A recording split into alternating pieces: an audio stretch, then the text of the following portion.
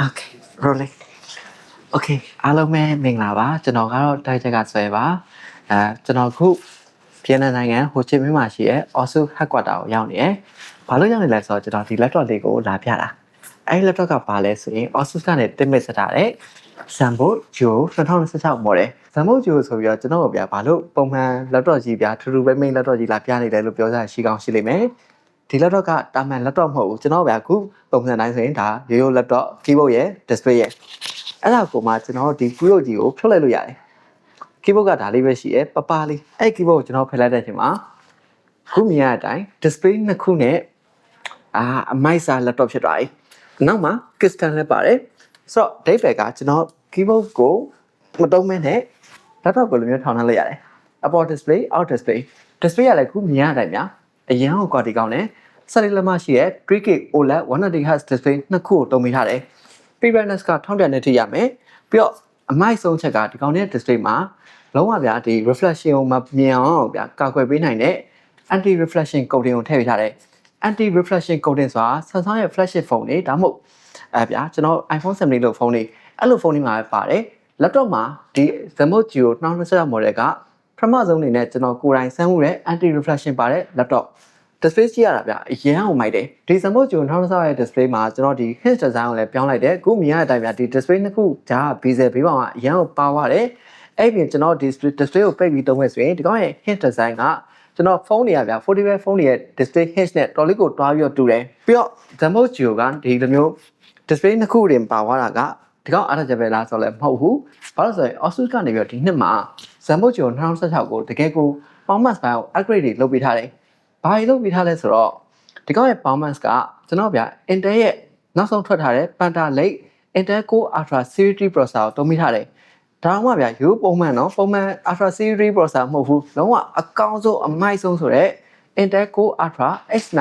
388H processor ကိုသုံးပေးထားတာဒီလိုမျိုးဗျ Intel Core Ultra X9 processor ကိုသုံးထားရတယ်ဆိုတော့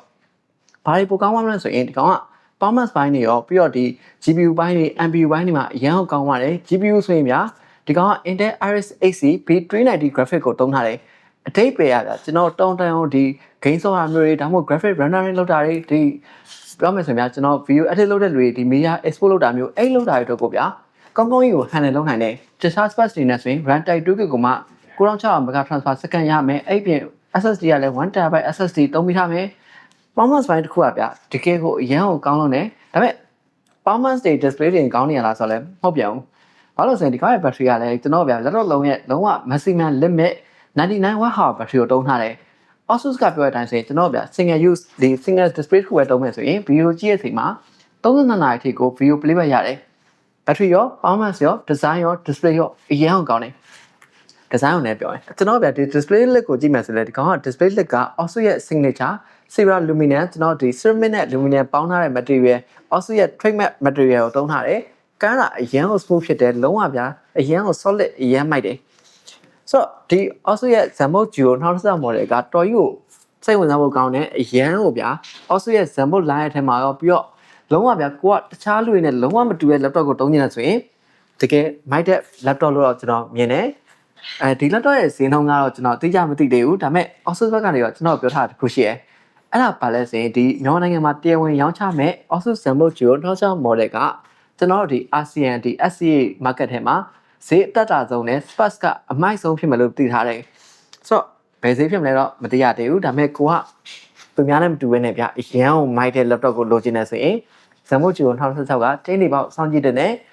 ကျွန်တော်ဗျ option ဝင်ထားတဲ့အတွက်ကြောင့် Asus ရဲ့ဒီ perfect branding ဥပမာဗျကျွန်တော်မျိုးစဒီ display တစ်ခုပြတ်သွားတယ်အဲ့ display ပြတ်သွားရင်ဆိုတော့ Asus ရဲ့ perfect branding ကကိုယ့်ကိုရေးရဲဆိုဘာပဲမှောက်ကြပြုတ်ပဲကြဘာပဲဖြစ်ဖြစ် display ရဲ့ဒီ spare part ရဲ့ဗျ80%ကို cover လုပ်ပေးနိုင်တယ်ဆိုတော့7သိန်းကြမယ်ဆိုရင်ကျွန်တော်တို့ user ဘက်က2သိန်းပဲပေးပြီးတော့ display ကိုပြင်လို့ရတယ်အဲ့တော့ဒီလိုမျိုးဗျ Asus perfect branding ပါတာကလည်းအရန်ကိုမိုက်တယ်ဒါပေမဲ့ဗျအခုဒီ2016အတွက်အမိုက်ဆုံး laptop ကိုစောင့်နေရဆိုရင်ဒီ Zenbook Duo 2016ကကျင်းနေပေါက်ထည့်ပြီးစဉ်းစားမဲ့ laptop ထဲမှာပါလာပြီ